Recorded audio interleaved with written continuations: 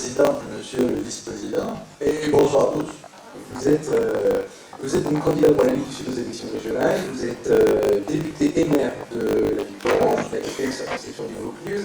On ne vous présente plus, ça fait longtemps que vous faites partie du paysage politique. Vous êtes aussi l'un des cofondateurs du Front National, je crois, en 1972, que vous avez quitté en 2006, et aujourd'hui donc vous présentez ces listes pour la Ligue du Sud.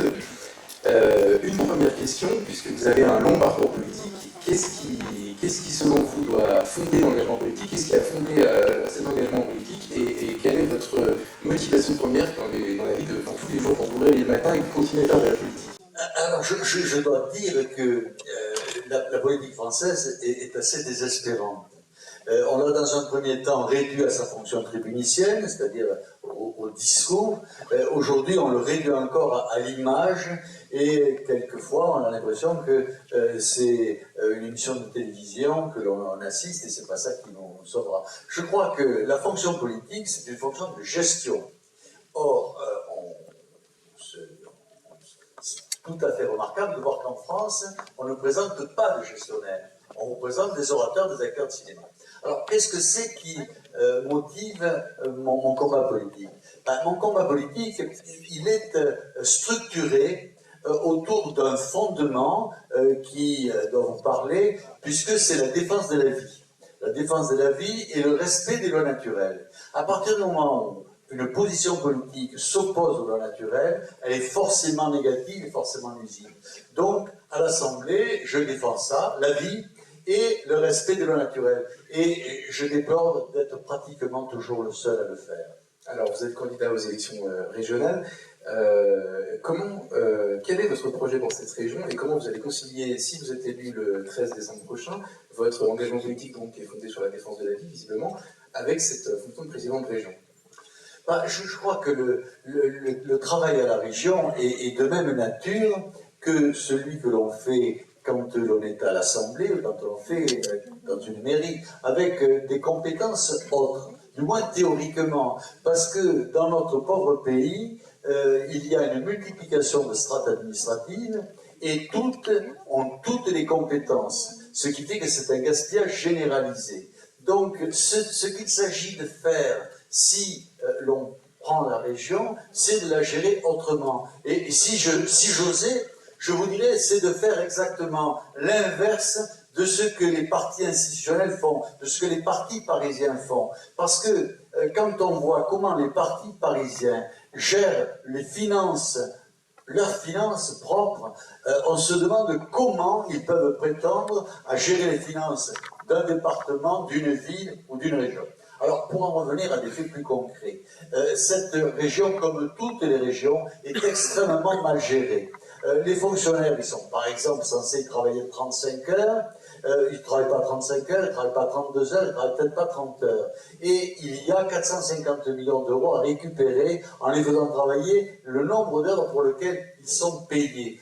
C'est déjà une première réforme, et je ne crois pas qu'à ce jour quelqu'un l'ait proposé. Et puis, je crois qu'il faut arrêter, vous coupez là, je vous coupe pas, allez-y. Je crois qu'il faut arrêter les multicompétences, parce que les multicompétences, ce sont les multigaspillages. Chaque collectivité doit être responsable devant les électeurs. Et pour être responsable devant les électeurs, il faut que vous sachiez ce qu'elle doit faire et que vous mesuriez comment elle le fait, si elle le fait bien, si elle le fait mal, si elle le fait en diminuant les impôts, si elle le fait en augmentant les impôts.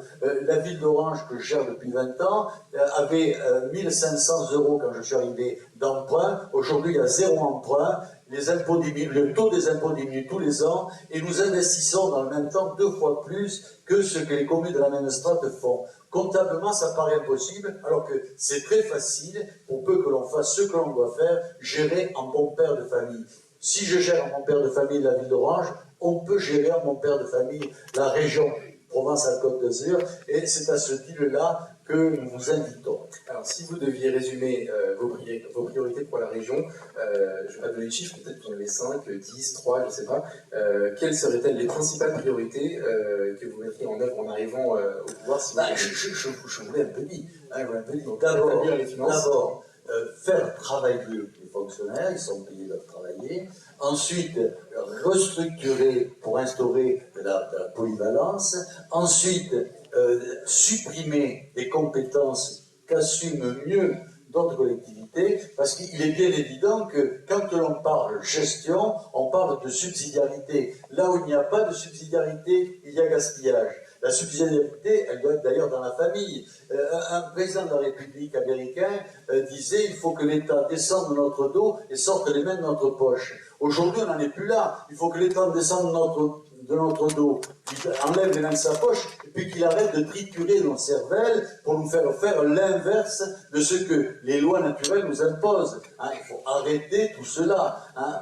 Ce n'est pas à l'État de décider ce que l'on doit mettre comme couleur à nos petits garçons, à nos petites filles, à décider si on doit leur apprendre la théorie du genre ou autre chose. Ça, c'est aux parents à assumer ses responsabilités. Et on est stupéfait de voir que l'État, dans ce mandat-là, ne se sera occupé que des problèmes de société et en aucune manière ne se sera occupé de gérer comme il faut ce pays, de la même manière que les réformes que nous avons fait en matière de conseil régional, de regrouper certaines régions en réalisant soi-disant 10 milliards d'économies, n'en réaliseront aucune économie, et au contraire générera des dépenses nouvelles, parce qu'au lieu de supprimer des strates, ils en ont encore ajouté.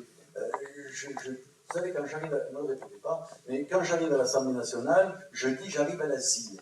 Et quand j'interroge le ministre, j'ai tendance à dire que là aussi je suis à l'asile. La dernière fois que j'ai interrogé le Premier ministre, il m'a expliqué que l'arrivée des migrants, c'était une chance pour la France. On le voit d'ailleurs à Marseille, vous êtes déjà très chanceux. Bravo.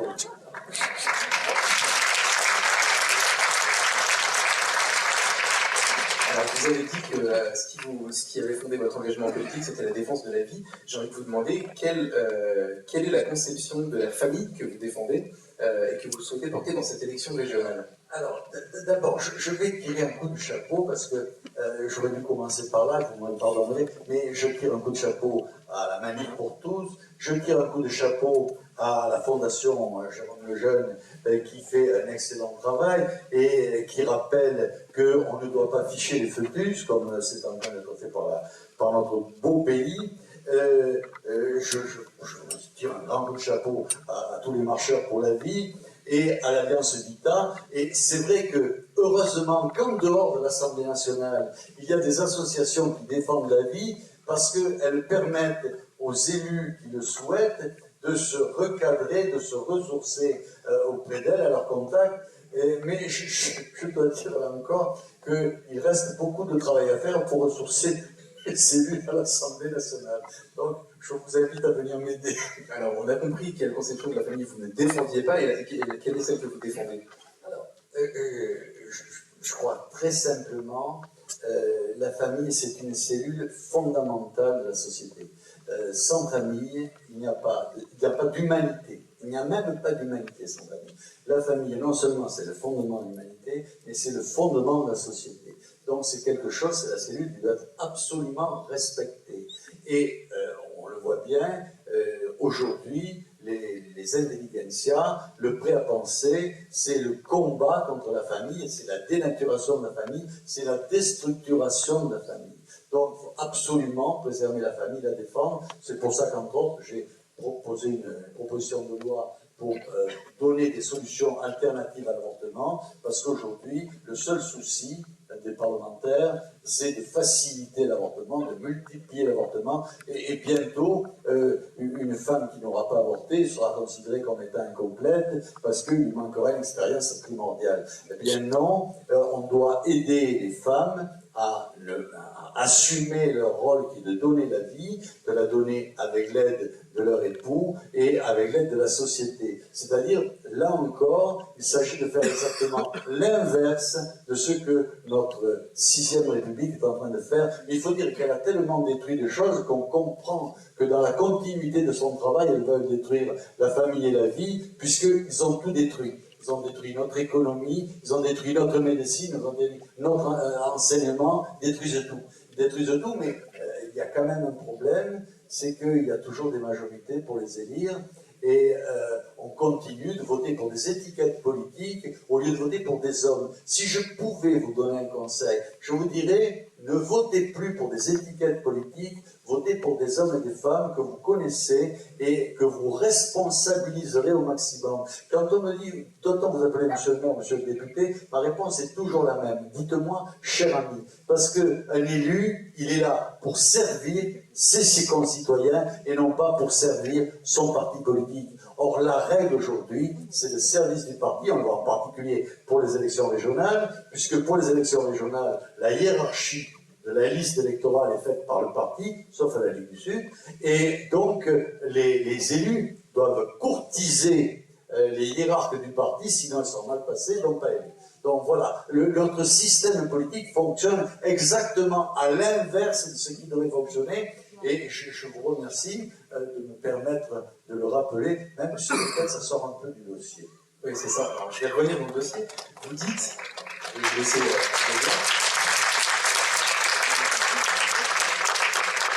il faudrait faire exactement l'inverse de ce qui est fait aujourd'hui. Alors la question que je pose s'adresse à la fois aux candidats au régional, mais aussi au maire d'Orange que vous êtes depuis 1995, donc vous gérez une collectivité.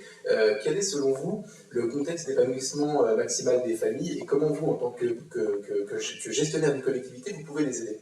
Mais d'abord, il faut libérer la famille. Aujourd'hui, la famille est opprimée. Elle est opprimée fiscalement de plus en plus, et votre président nous disait tout à l'heure que le résultat de cette oppression de la famille, c'est que la natalité régressait en France, c'est vrai, elle a régressé cette année, donc il faut la libérer. Il faut que la famille ne soit pas opprimée par les textes, ne soit pas opprimée par la fiscalité, ne soit pas opprimée par une éducation qui devrait se contenter d'un enseignement, alors qu'aujourd'hui on n'enseigne plus mais on prétend éduquer, avec les résultats que l'on sait. Il faut, là aussi, c'est vrai, faire l'inverse que les autres font. Et puis, surtout, il faut, si l'on veut que la famille puisse se libérer, il faut rétablir le droit au travail. Parce que le droit au travail qui est inscrit dans la Constitution de 1945 a été bafoué et remplacé par le traitement social du chômage. Or, le traitement social du chômage, c'est l'inverse d'une libération, c'est une oppression de l'homme, puisque ceux qui travaillent gagnent bien souvent moins que ceux qui ne travaillaient pas, et il y a là un cercle vicieux qui est pathogène pour la vie, qui détruit non seulement les individus, mais également la société tout entière. Nous avons déposé une proposition de loi rétablissant le droit au travail, et cela fait partie des éléments qui, tant qu'ils ne seront pas mis en application, ne permettront pas de relancer notre économie. Or, il y a une responsabilité des élus dans le fait de créer une société qui donne à tous du travail. Et j'irai plus loin, c'est que dans une société normale, dans une société où chacun a sa place, dans une société où la famille a sa place, eh bien, le travail de l'un des deux membres de la famille doit largement permettre d'assumer toutes les compétences de la famille. Ça a existé dans ce pays. Il y a une trentaine d'années, quand un des deux membres de la famille travaillait, eh bien, la famille vivait normalement, vivait bien, et pour peu que l'épouse soit économe, et à la fin de l'existence, il y avait une petite maison qui permettait d'abriter et les grands-parents et les petits-enfants quand ils venaient. Tout cela est devenu irréel, puisqu'aujourd'hui, quand les deux membres de la famille travaillent, eh bien, il n'y a pas assez d'argent pour bien vivre malgré ce. Donc, il y a eu une destruction généralisée de la société et de la famille, et je pense, je vous fais une confidence, je pense que cela est voulu.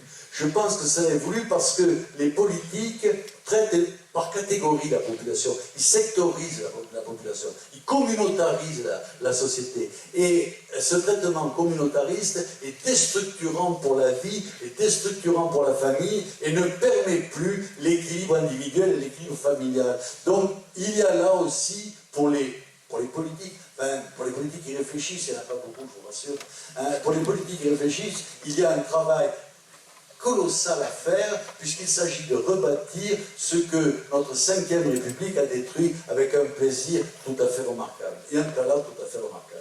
Alors vous parlez de fiscalité, de droit au travail, j'ai envie de vous répondre que ce sont des compétences nationales, vous avez déposé des propositions de loi, puisqu'on s'adresse à un candidat aux élections régionales, la question qui suit, mais c'est normal, c'est le déroulé logique des questions, quelle proposition vous portez dans cette campagne pour que, avec les compétences d'un président de région, vous puissiez aider les familles?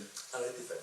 Alors, d'abord, je crois que la proposition que nous avons faite au niveau national pour aider les femmes enceintes qui ont des problèmes, elle pourrait très bien s'appliquer au niveau de la région. Rien n'interdit à un président de conseil régional de financer des structures qui accueilleront la vie, qui mettront en contact les mères qui ne peuvent pas garder leurs enfants, par exemple, avec des familles qui ne peuvent pas en réaliser. Et je crois qu'il serait quand même plus logique que les Françaises donnent des petits Français aux familles françaises qui ne peuvent pas avoir d'enfants, plutôt que d'aller les chercher aux quatre coins de la terre. Je ne critique pas la chose, mais je trouve que c'est quand même beaucoup plus cohérent que l'on puisse trouver près de soi, et pour les mères qui ne peuvent pas garder leurs enfants, il serait peut-être bien que leurs enfants soient entourés, qu'on puisse les voir aussi, hein, qu'il y ait une communion entre la mère biologique et la famille d'accueil. Donc je crois qu'il y a des choses à faire, et on peut en faire beaucoup. Je crois qu'il faut arrêter, problème régional, il faut arrêter le gaspillage. Le gaspillage ici, surtout dans les Bouches-du-Rhône, vous les connaissez, on finance des associations à tour de bras, à vision strictement électorale, des associations qui sont quelquefois fantômes. Après aux associations, mais je me permets, pardon, oui, non, mais bien sûr, vous parlez là des maires qui travaillent, je suis des réformes. On les a listés, je ne vais pas chercher ma liste, hein, je vais les retrouver. Parmi quels sont les grands atouts que nous avons dans cette région, parce qu'on parle de la région, nous avons de grands atouts, c'est le tourisme et l'agriculture, et dans l'agriculture, la viticulture. Eh bien, nous devons promouvoir ces trois atouts. Nous devons promouvoir ces trois atouts, et il y a énormément de choses à faire. Et là encore, je crois que ce qu'il y a à faire, c'est l'inverse de ce qui a été fait. Quand on voit la destruction de la Côte d'Azur, quand on voit la destruction de nos entreprises agricoles, de nos entreprises viticoles, quand on voit cette destruction obstinée et têtue, on se dit qu'il y a autre chose à faire et à les défendre. Alors je crois que nous faisons des productions de grande qualité, il faut les promouvoir. Alors on a des vins qui sont connus, mais nos légumes et nos fruits n'ont pas d'estampille provençale, et peut-être qu'en promouvant cet aspect-là, on pourrait aider l'arrière-pays qui contribue à la richesse de toute notre région. On est une région où il y a 11 ou 12% de chômeurs. Eh bien, il y a de la compétence de la région de lutter contre le chômage en créant du travail, et créer du travail, c'est produire de la qualité. Alors, aidons nos agriculteurs et nos vignerons à produire des vins de qualité et des produits alimentaires de qualité. Aidons la facette touristique. Et pour aider la facette touristique, ça, c'est pas très compliqué. Il faut diminuer la pression fiscale qui pèse sur tout le monde touristique. Parce que quand vous allez faire du tourisme en France, vous apercevez avec un certain étonnement que c'est beaucoup plus cher que si vous allez en Autriche, ou que si vous allez en Italie, en Espagne. Pourquoi? Parce que les taxes qui pèsent sur les entreprises sont beaucoup plus lourdes en France, puisqu'il faut financer le traitement social du chômage, qu'à l'étranger. Eh bien, il faut remettre du bon sens. Si j'ai diminué la fiscalité d'Orange tous les ans, on peut aussi diminuer la fiscalité provençale. Et puis, il ne faut pas oublier que, normalement, les élus de Provence devraient défendre la Provence. Or, jamais vous voyez le président du conseil régional aller se battre à Paris pour défendre la Provence. Jamais. Pourquoi? Parce que le président du conseil régional, il est trop occupé à servir son parti, et il le sert des Bouches-du-Rhône comme il le sert de Paris ou d'ailleurs. Et c'est vrai que tant que l'on ne change pas cette philosophie d'asservissement aux intérêts du parti pour passer à l'asservissement aux intérêts du citoyen, eh bien on ne changera rien dans ce pays.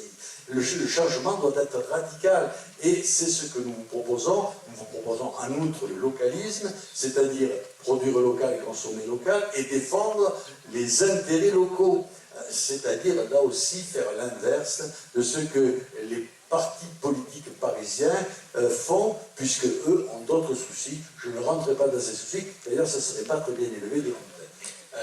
On reste sur les dossiers régionaux. Est-ce que vous approuvez l'idée de la création d'un pass région-famille qui permettrait de faciliter la vie des familles dans plein de domaines, notamment les transports, le loisir. Je ne suis pas du tout hostile à un pass familial sous condition qu'il profite aux citoyens qui vivent et travaillent ici. Parce que nous vivons dans un drôle de pays. Ici, tous, quels que soient ceux d'entre vous, si vous devez aller en clinique, il faut que vous payiez le ticket modérateur. Par contre, si vous êtes un nouvel arrivant, vous allez en clinique, vous n'avez rien à payer. Vous avez travaillé toute votre vie, vous avez cotisé à la sécurité sociale, quelquefois même vous avez cotisé à la mutuelle, et vous avez moins de droits que ceux qui n'ont jamais cotisé. Cela, je le dis clairement, n'est pas juste. Or, nous devons instaurer la justice. Alors, cela n'empêche pas la charité et la compassion, mais on gagne. Il n'y a pas de droit sans devoir. Vous parliez tout à l'heure des errements de notre pays. Un des errements fondamentaux, c'est qu'aujourd'hui, vous entendez parler de droit et jamais de devoir. Et je veux bien faire un pass famille, sous condition qu'il respecte cette philosophie de droit et de devoir. Et j'ajoute, je vous ai un peu répondu tout à l'heure, j'ajoute que je pense que dans une société bien faite, il n'y a même pas besoin de passe pour la famille. Il y a besoin de salaires décents pour ceux qui travaillent. S'il y a des salaires décents pour ceux qui travaillent, eh bien, à ce moment-là, il n'y a plus besoin de passe familial. Par contre, ce qu'il y a besoin, c'est de sécurité.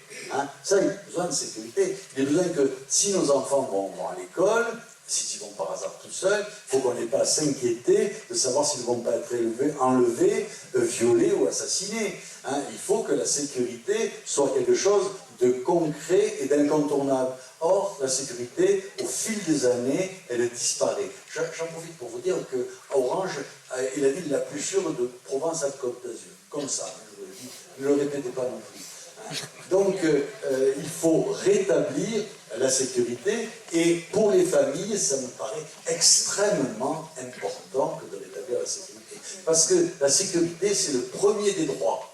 Quand il n'y a plus de sécurité, les autres droits n'existent plus. Donc, voilà, un dossier important. Alors, j'ajoute que la ville d'Orange est la ville la plus sûre, mais elle n'est pas assez sûre. Hein. Pour moi, elle n'est pas assez sûre. Il y a encore beaucoup de travail à faire. Mais, et je vous fais une confidence aussi, hélas, Orange est en France.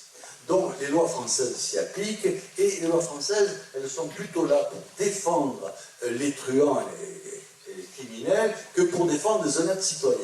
Donc, ben, là, il y a un travail. Le président de la région pourrait se battre pour que les choses changent, tempêter, manifester aux côtés des Marseillais, parce qu'il y a beaucoup de morts à Marseille quand même, hein, vous êtes la championne de France hein, pour les assassinats. Donc il y a du travail à faire. Je n'ai pas vu le président de la région manifester, il dit d'ailleurs le maire de Marseille, hein.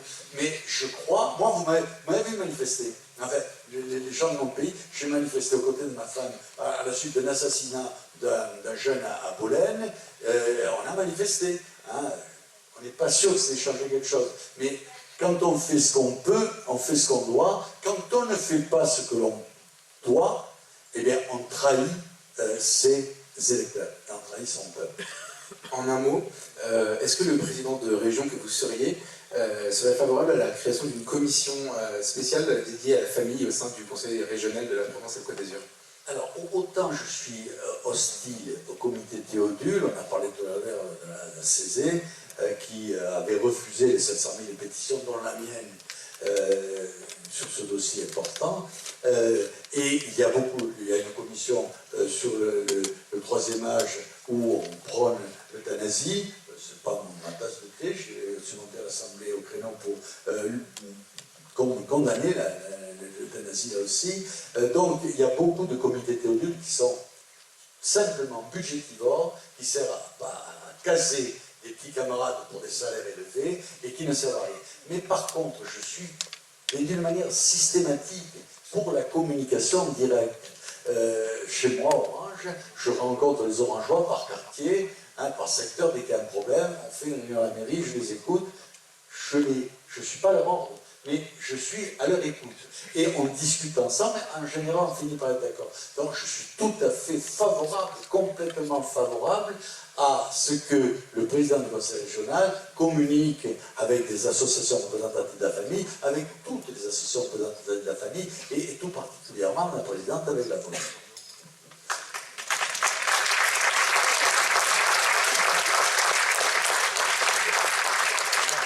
Alors, je vous ai coupé tout à l'heure quand vous avez commencé à parler des subventions. Je vous relance sur le même sujet. En tant que président de région, quelle serait votre politique sur les subventions, lesquelles vous supprimeriez et lesquelles vous attribueriez plus facilement? Alors, on a fait une proposition de loi, on en a fait 23 en peu de temps, et il y en a 2 qui arrivent.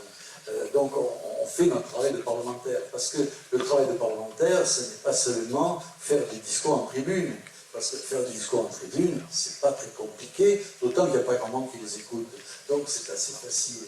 Mais il y a aussi un travail important, c'est de faire des propositions de loi qui montrent d'une manière concrète que l'on peut changer les choses dans ce pays où tout devient pire. Hein, tout devient pire. Donc il faut qu'il y ait des propositions qui montrent qu'on pourrait faire le cheminement inverse et que tout pourrait aller mieux. Alors j'en ai fait une sur les financements des associations, mais c'était surtout sur les associations nationales, financées nationalement. Et là, alors là c'est totalement déplorable. D'abord, je crois qu'il y a 15% d'associations qui sont subventionnées, et c'est toutes des associations marquées politiquement, et devinez de quel côté elles sont marquées politiquement, ben, c'est pas votre association qui finance, c'est celles qui sont de notre association. Alors, le monde associatif a besoin d'être aidé. Il a besoin d'être aidé, en particulier dans certains cas. Quand ils s'occupent de l'encadrement des jeunes, que ce soit un encadrement culturel ou un encadrement sportif, les associations le font, certaines associations le font avec de grands talents, de grandes compétences et un grand dévouement. Par contre, il y a des associations qui ne doivent pas avoir de financement, c'est des associations à but politique, voire à but électoraliste. Ça doit être tout à fait interdit, refusé, verboten. Et en plus, les associations qui reçoivent des subventions doivent être contrôlées. Il doit y avoir un contrôle, une écoute, un échange. Il faut que les choses se fassent assez naturellement. Vous seriez favorable, par exemple, à la publication des listes d'associations subventionnées? Complètement. Il doit y avoir la plus totale clarté dans ces dossiers de financement, et non seulement dans le dossier de financement, mais dans le dossier d'utilisation des finances. Hein. La clarté doit être totale. D'ailleurs, la loi, normalement, si elle était appliquée, la loi impose qu'une association financée présente un budget prévisionnel et un budget réel. Hein. Et il est bien évident que si on regarde avec soin la manière dont sont gérées les associations, on sait où on va. Mais en région PACA, on sait, en région Provence-Alpes-Côte d'Azur, excusez-moi, on sait que ces sommes sont très orientées politiquement. Il y a dans la ville d'Orange une association culturelle qui fait du théâtre, qui ne vit que des subventions de la région, du département, parce qu'elle est tellement petite qu'il ne peut pas y avoir beaucoup de spectateurs, elle ne peut pas avoir de rendement, mais comme elle fait de la politique contre le maire d'Orange, elle est hautement financée. Il est bien évident que ce n'est pas à la collectivité nationale de financer les fantaisies ludiques, culturelles ou autres. Hein. Moi, je ne suis pas d'accord avec tout ce qui se fait lors des spectacles qui se donnent à Avignon, hein, parce que pratiquement toutes ces structures-là sont subventionnées. Donc, les subventions doivent être utiles pour la collectivité, doivent être utiles pour les citoyens, et ne sont pas là pour passer des caprices. On est dans la région. Il y a le 1% culturel. Chaque fois qu'une collectivité fait un investissement, eh bien, il y a 1% de la somme globale qui va au culturel. Et allez voir au conseil régional, il y a ce 1% culturel a été utilisé pour faire un décor au fond de la scène du cénacle du conseil régional. Vous verrez la nullité de l'aspect esthétique du dossier, et ça avait coûté à l'époque, je crois, je ne veux pas dire de bêtises, mais une somme astronomique. Une somme astronomique. Vous avez un petit peu partout, au titre de ce 1% culturel, de l'art, de l'art qui ne représente rien, qui est de l'art nouveau, qui n'est pas donc de notre compétence pauvre béotien, mais qui est de la compétence de ceux qui ont encaissé, de ceux qui ont dépensé. Et il y a des gabegies colossales, ça profite quand même à un certain nombre de gens, et c'est du gaspillage clair. Le culturel doit être financé par ceux qui aiment, et non pas par le contribuable. On doit être beaucoup plus sourcilleux sur l'utilisation de l'argent des contribuables que sur votre utilisation privée de votre argent. Vous avez gagné de l'argent. Si vous voulez allumer avec un billet de 500 € votre cigarette, c'est votre droit. Mais le maire ou le président du conseil régional n'a pas le droit de gaspiller 500 € parce que ce ne sont pas les siens, ce sont les vôtres. Le jour où cela sera compris, beaucoup de gens seront. Monsieur Bompard, cet échange touche à sa fin. Je vous laisse d'ailleurs le mot de la fin. Vous avez quelques minutes pour adresser votre message aux familles. Je crois que notre situation est gravissime. La situation de ce pays est gravissime et la région participe à cette destruction de notre société. Et je crois qu'il est extrêmement important de réaliser que vous pouvez changer quelque chose. Alors, je vous ai donné, mine de rien, quelques petites recettes. Je vais prendre la liberté de vous les rappeler. Il n'y a de richesse que d'hommes et de femmes. Donc, ne votez pas pour des étiquettes politiques. Votez pour des hommes ou des femmes que vous connaissez. Votez pour des hommes ou des femmes qui ont déjà fait quelque chose. Parce que, quand on n'a rien fait, même si on fait un beau discours, eh bien, cela ne prouve pas qu'on sera capable de faire quelque chose. Il y a de grands faiseurs en France, mais ces grands faiseurs se tiennent avec beaucoup de soin à l'écart du monde politique. Parce que le monde politique est pollué. Il est pollué par les partis. Débarrassons-nous des partis en œuvrant avec les hommes qui ont montré, et les femmes bien sûr, qui ont montré leurs compétences. Ça, c'est un premier élément. Ensuite, on vit dans un pays où un homme politique qui sortait de Marseille disait « Les promesses électorales n'engagent que ceux qui les croient ». Alors, ne faites pas confiance aux promesses électorales. Faites confiance aux actes. Faites confiance à ceux qui ont fait quelque chose et non pas à leurs promesses. Et si vous faites confiance aux promesses, rappelez-vous les promesses que l'on vous a faites. Voyez si elles ont été tenues. Et si elles n'ont pas été tenues, sanctionnez définitivement celui qui vous a trompé. Si, en France, on ne votait plus pour les hommes ou les femmes politiques qui nous ont trompés une fois, le monde politique français serait un désert. Si c'était un désert, on pourrait peut-être rebâtir dans ce désert. Là, il y a une suroccupation des sols et c'est dramatique pour l'avenir de notre pays. Voilà, en quelques mots, en restant dans les consignes qui m'ont été données, je respecte. Un mot sur la loi Taubira, s'il vous plaît. Alors Madame Taubira, c'est une malfaisante. Elle haït la France. Elle haït la France et les Français. Et ça, c'est quand même important. C'est quand même important parce que quand vous avez des hommes ou des femmes politiques de premier plan qui n'aiment pas leur peuple, qui n'aiment pas leur pays, il y a quelque chose d'atroce. Et elle n'est pas la seule à ne pas aimer son pays. Vous savez, il y a 2 binationales qui sont ministres. C'est quand même fort qu'il y ait proportionnellement beaucoup plus de binationaux qui soient ministres que de Français qui soient ministres. Proportionnellement, une carence énorme. Bon, donc il y a quelque chose de fou dans le monde politique français, dans ces partis politiques français, parce que on disait dans le temps qu'on ne porte pas la bannière, on ne fait pas porter la bannière par les nouveaux convertis. C'est pas qu'on n'aime pas les nouveaux convertis, on les aime les nouveaux convertis. Mais avant de porter la bannière, il vaut mieux être converti depuis un moment. Ce saint précepte, puisque c'est un précepte religieux, ce saint précepte, on devrait peut-être un petit peu l'appliquer dans notre pays. Cette dame a été indépendantiste.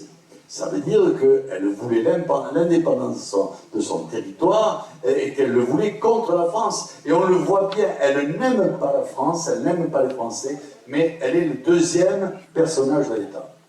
Voilà. Merci, monsieur Lagarde. Merci.